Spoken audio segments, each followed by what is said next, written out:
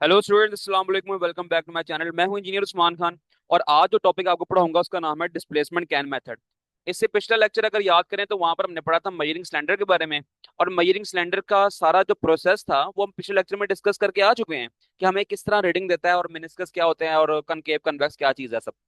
आज जस्ट मैं आपको ना थोड़ा सा मेजरिंग सिलेंडर को ना रिलेट करता हुआ पढ़ाऊंगा डिस्प्लेसमेंट कैन मेथड। तो थोड़ा सा हम आते हैं मेजरिंग सिलेंडर की तरफ। यहाँ पर हमने एक बात पढ़ी थी कि लिक्विड के साथ साथ ना ये सॉलिड ऑब्जेक्ट्स जो कि नॉन डिसॉल्वेबल सॉलिड्स होते हैं, उनका भी ये वॉल्यूम मेजर करने के लिए हमारे लिए हमें उसका भी वॉल्यूम मेजर करके ये दे सकता है। ठीक है। तो अब हम यहाँ पर ये बात करते हैं कि मेजरिंग सिलेंडर की अगर हम तस्वीर देखें तो वहां से हमें पता लगता है कि मेजरिंग सिलेंडर का जो ओपनिंग है, जहां से हमने कोई भी चीज इंसर्ट करनी है, अंदर डालनी है, तो वो ओपनिंग बहुत कम है। ठीक है, छोटी सी है। लेकिन अब हमारे पास कोई अगर ऐसा सॉलिड ऑब्जेक्ट है जिसकी इरेगुलर सी शेप है या फिर साइज में वो बड़ा है, ठीक है, अजीबो गरीब शेप हो, इरेगुलर, जिस तरह के कोई भी पत्थर होते हैं, स्टोन्स होते हैं, तो इस तरह की कोई भी हमारे पास चीज हो, तो उसके लिए फिर हम उसका वॉल्यूम किस तरह मेजर करेंगे? तो मेजरिंग सिलेंडर में तो अगर हम डालना चाहेंगे इस तरह की चीजों को तो वो तो जाएगा ही नहीं। तो इसके लिए फिर हम एक अपरेटस का इस्तेमाल करते हैं, उसका नाम है डिस्प्लेसमेंट कैन। ये देखो, ये बड़ा सा डिब्बा बना हुआ है एक। अमूमन ना ये मेटल का बना हुआ होता है। ठीक है, मेटल का एक बड़ा सा डिब्बा बना है जिसको हम कहते हैं डिस्प्लेसमेंट कैन। ये साइज भी बड़ा है। ये आप अगर नोट करें तो मेजरिंग सिलेंडर की निस्बत इसकी जो ओपनिंग है, जहां से कोई चीज हमने अंदर एंटर करनी है, तो वो ओपनिंग भी काफी बड़ी है। तो इसलिए कोई भी इरेगुलर शेप जो सॉलिड्स होंगे ना, वो आराम से हम इसके अंदर इंसर्ट कर सकते हैं। इरेगुलर शेप या फिर बड़े साइज के सॉलिड्स, जो भी आप समझ सकते हैं, ऐसे सॉलिड जो कि मरीन सिलेंडर के अंदर ना जा सकते हो, तो उसको हम डिस्प्लेसमेंट कैन में डाल देते हैं। ठीक है। बस अभी ये बात समझ लो। अब हम समझते हैं कि डिस्प्लेसमेंट कैन मेथड हमें समझाता क्या है। सबसे पहले हमारे पास ना एक चीज होती है डिस्प्लेसमेंट कैन, जिसको हम बोलते हैं। अब ये जो कैन है ना, ये बड़ा सा मुंह का होता है, मेटल का बना होता है अमूमन। इसके अंदर ना हम डाल देते हैं पानी। इसके अंदर पानी आपने फिल करना है। आपको शो हो रहा है यहाँ पर, बुक वालों ने भी वाटर इसके अंदर शो कराया हुआ है। अब इस पानी का लेवल कितना रखना है? इस पानी का लेवल हमने इतना रखना है कि हमारे पास डिस्प्लेसमेंट कैन पे एक सुराख होगा, जिसको हम कहते हैं साइड ओपनिंग। ठीक है, एक सुराख सा नजर आ रहा है आपको। पानी आपने इतना भरना है कि ये सुराख में से ना हमें फील हो जाए कि ये आप थोड़ा सा भी और भरेंगे ना तो सुराख से बाहर निकल जाएगा। या फिर आप इतना कह लें कि आपने लेवल इसका इतना भर दिया कि अब सुराख के बिल्कुल एज पर आ गया पानी। ठीक है, कि बस अब निकलने वाला ही है सुराख में से बाहर। अच्छा, ये बात आप ध्यान में रख लो। अब मैं आपसे एक बात पूछता हूँ कि आपके पास घर में भरा हुआ कह लें कि ना ग्लास एक है पानी का। उसके अंदर आप डालना चाहें, कोई 5-7 आइस क्यूब डालना चाहें, तो जैसे ही आप आइस क्यूब्स डालना शुरू करेंगे ना उसमें, तो वाटर लेवल जो है ना आपका गिलास वाला, वो राइज करना शुरू कर जाएगा। पानी का लेवल ग्लास में से बढ़ना शुरू कर देगा। ऐसा होता है कि नहीं होता? और फिर अल्टीमेटली क्या होगा, जब वो पूरी तरह गिलास फुल भर जाएगा तो पानी बाहर निकलना शुरू हो जाएगा। ठीक है। तो हम ये कह सकते हैं कि हमारा गिलास अगर पानी से भरा हुआ है, इसके अंदर हम कुछ और चीजें भी ऐड कर रहे हैं, आइस क्यूब जैसे, जो कि सॉलिड फॉर्म में भी होता है, तो उसको हम जब ऐड कर रहे हैं तो हमारा गिलास जो है ना, उसका पानी का लेवल वो ऊपर राइज करना शुरू कर जाएगा। सेम यहां पर बात समझो कि हमने करना क्या है, डिस्प्लेसमेंट कैन हमने यहां तक भरा हुआ है, साइड ओपनिंग तक। अब हम अगर इसके अंदर ना कोई solid object, irregular shaped object या फिर कोई बड़ा सॉलिड एंटर करना चाहेंगे, तो जब हम इसके अंदर उसको एंटर करेंगे ना, तो फिर ये जैसे ही वो नीचे एंटर होगा, तो हमारा जो वाटर लेवल है ना डिस्प्लेसमेंट कैन के अंदर, तो वो लेवल राइज करना शुरू कर जाएगा। उसकी कोशिश होगी कि मैं ऊपर की तरफ उठूं, लेकिन वो ऊपर की तरफ उठना तो जाएगा, लेकिन उसको फौरन यहाँ पे सुराख नजर आ जाएगा और सुराख में से वो बाहर आना शुरू हो जाएगा। बिल्कुल वही बात होगी कि आपने ना क्या करना है, गिलास के अंदर आप अगर आप सुराख कर दें तो पानी आपका गिलास में से ऊपर को नहीं आएगा, बल्कि वो सुराख में से बाहर निकल जाएगा। सेम काम यहाँ पर यही हो रहा है। तो हम किसी भी चीज को, किसी पत्थर वगैरह को, इरेगुलर सॉलिड ऑब्जेक्ट को हम पानी के अंदर डाल रहे हैं, जो कि डिस्प्लेसमेंट कैन के अंदर पानी है। जब उसको जैसे ही उसके अंदर डालेंगे तो ओपनिंग में से, साइड ओपनिंग जो है ना, साइड वाला सुराख, उसमें से पानी बाहर आना शुरू हो जाएगा। अब नोट क्या करना है, जैसे ही हम पूरा ऑब्जेक्ट अच्छी तरह इंसर्ट कर देंगे पानी के अंदर, अपना सॉलिड ऑब्जेक्ट जिसका हमने वॉल्यूम मेजर करना है, तो जितना पानी पे सुराख में से बाहर आएगा ना, उस पानी को आपने एक बीकर के अंदर आपने उसको कलेक्ट कर लेना है। ठीक होगी ये बात?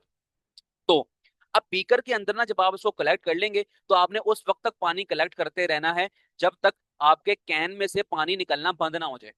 जैसे ही कैन में से पानी निकलना बंद होगा, तो आप समझने हैं कि आपके पास ना बीकर के अंदर सारा पानी इकट्ठा हो चुका है। और पानी कौन सा वाला? उतना पानी जितना पानी इस पत्थर ने डिस्प्लेस किया है। इस इरेगुलर पत्थर कह लो, समझाने के लिए पत्थर बोल रहा हूँ, जस्ट प्रॉपर हम कहेंगे तो हम ये कहेंगे कि इरेगुलर सॉलिड या फिर बड़े साइज के सॉलिड ऑब्जेक्ट ने जितना पानी डिस्प्लेस किया है, जितना पानी बाहर निकाला है उस पानी को हमने बीकर के अंदर कलेक्ट कर लेना है। ठीक हो गई ये बात। तो अब इस बीकर में कलेक्ट हुए हुए पानी का ना अब हम इस्तेमाल करेंगे मेजरिंग सिलेंडर की। अब हम इसमें हेल्प लेंगे।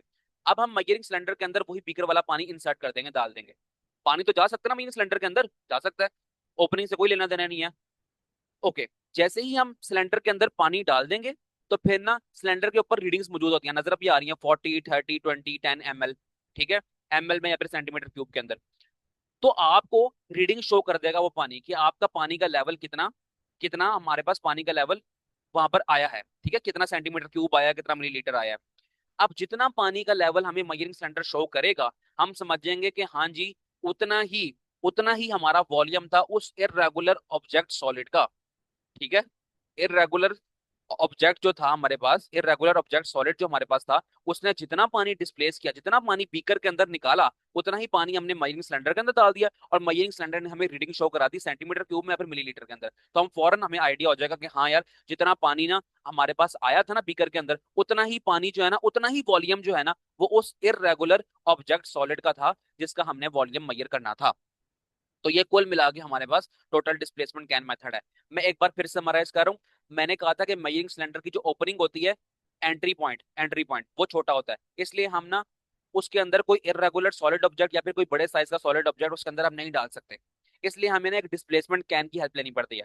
डिस्प्लेसमेंट कैन के अंदर हम पानी भरेंगे, और इतना पानी भरेंगे कि उसके अंदर जो एक सुराख होगा, उस पे अंदर जो एक सुराख होगा, उस सुराख के लेवल तक पानी भर देना है। ठीक है, फिर जैसे ही हम ऑब्जेक्ट डालेंगे उसके अंदर, तो वो ऑब्जेक्ट जो है ना पानी का लेवल राइज करना शुरू करेगा। तो पानी का लेवल राइज तो नहीं होगा, लेकिन जैसे ही राइज करने की कोशिश करेगा तो सुराख में से पानी बाहर आना शुरू कर देगा। जैसे ही सुराख में से पानी बाहर आना शुरू होगा, और जब तक वो पानी बाहर आता रहेगा, हमने उसको बीकर में कलेक्ट कर लेना है। बीकर में कलेक्ट कर लेंगे, और बीकर में जितना पानी हमारे पास टोटल आ जाएगा ना, उसी पानी को हम डाल देंगे मेजरिंग सिलेंडर के अंदर, और मेजरिंग सिलेंडर हमें उसका वॉल्यूम दे देगा। तो हम समझ जाएंगे यार, इस पानी का वॉल्यूम जितना आया है ना, एग्जैक्टली उतना ही वॉल्यूम था इस इरेगुलर या फिर बड़े साइज के सॉलिड ऑब्जेक्ट का, जो कि नॉन डिसॉल्वेबल था। तो मेरा ख्याल है कि हमने डिस्प्लेसमेंट कैन मेथड पढ़ लिया। और अब आपने याद क्या करना है इसमें से, तो मैं आपको बताता चलूँ। आपने याद ये करना है कि आपने यहाँ से लेकर ना यहाँ तक लिखना है। इसके इंट्रोडक्शन में, इंट्रोडक्शन की हेडिंग बनानी है आपने, और फिर आपने ना वर्किंग की हेडिंग बनानी है। प्लेस द डिस्प्लेसमेंट से आपने शुरू करना है, और वर्किंग की हेडिंग बनानी है। और ये डायग्राम आपने जब वर्किंग लिख रहे होंगे ना, इन बिटवीन आपने डायग्राम जरूर बनानी है। ठीक है। तो अब आपको लॉन्ग जो आएगा ना, कि वॉल्यूम मेजरिंग इंस्ट्रूमेंट, तो मेजरिंग सिलेंडर और डिस्प्लेसमेंट कैन मेथड इकट्ठा ही आएगा, अलग अलग नहीं आएगा, क्योंकि छोटा सा है ये। शॉर्ट में आएगा तो फिर आप लिख ही लेना अपनी मर्जी से, जितना भी आप चाहो लिखना, या तो आपने सारा किया हुआ होगा। तो ये हमारे पास वॉल्यूम मेजरिंग इंस्ट्रूमेंट हमने दोनों पढ़ लिए हैं, और हमारे पास ये दोनों ऑब्जेक्ट्स पूरे हो गए हैं। अब बता दूं, ये डू यू नो में क्या लिखा हुआ है। कहते हैं ancient Chinese used to estimate the volume of grains by sounding their containing vessels.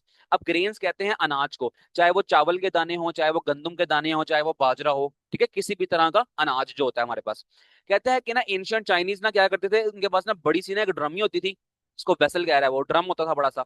उसके अंदर ना जब वो ग्रेन्स अपने स्टोर करते थे ना, तो जब ना उनको ज्यादा आवाज आती थी ना, ज्यादा एको साउंड आती थी, उनको फील होती थी, तो इस बात का मतलब ये है कि उनको पता लग जाता कि हमारा लेवल जो है ना ग्रेन्स का अभी बहुत थोड़ा है, यानी कि बहुत थोड़े ग्रेन्स अभी हमने ना अपने वेसल के अंदर स्टोर किए हुए हैं। जैसे ही उनको आवाज जो है ना कम आती थी ना, तो वो समझ जाया करते थे कि हमारा जो ग्रेन का जो वेसल है ना, हमारा पूरा टर्मी हमारी जो है वो फुल भर चुकी है। तो जितनी ज्यादा आवाज उतने कम ग्रेन्स, जितनी कम आवाज उतने ज्यादा ग्रेन्स। तो ये इस तरह ना बगैर ड्रमी को खोले थोड़ी सी ओपनिंग रख दिया करते थे ना ग्रेन्स डालने के लिए, बाकी पूरी ना वो देखते नहीं थे। तो वो बगैर खोले इसको आइडिया लगा लिया करते थे कि हमारे पास कितना वॉल्यूम होगा हमारे पास ना ग्रेन्स का, अपने अपने अनाज का। तो ये थोड़ी सी इंफॉर्मेशन लिखी हुई है।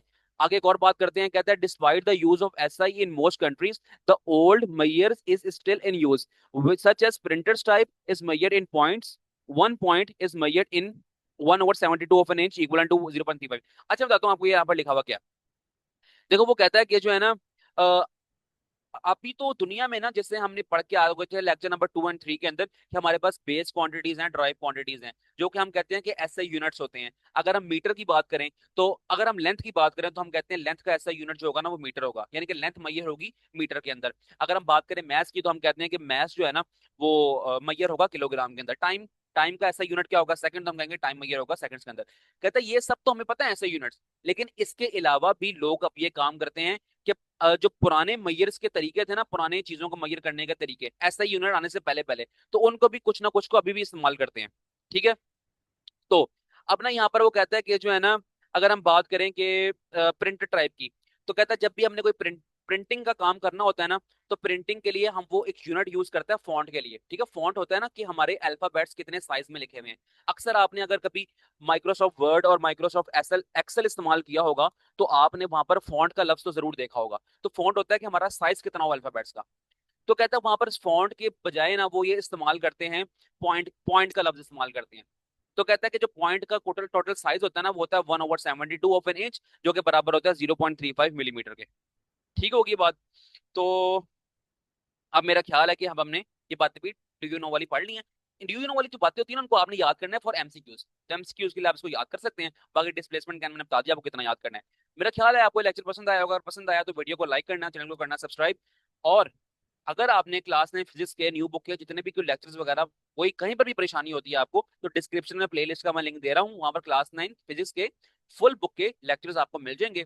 तो आप उनमें से जाके कोई भी लेक्चर सुन सकते हो। इसके अलावा जो इंपॉर्टेंट तरीन टॉपिक्स थे हमारे पास, जिस तरह का वर्नियर कैलिपर हो गया, स्क्रू गेज, वो भी मैंने बहुत डिटेल से पढ़ाया हुआ है। तो अगर आपने वो भी सुनना है तो आपको डिस्क्रिप्शन में प्लेलिस्ट मिल जाएगी, वहां पर जाके आपको उनका लेक्चर भी मिल जाएगा। तो मिलते हैं आपसे नेक्स्ट वीडियो में। अपना ख्याल रखें। अल्लाह हाफिज।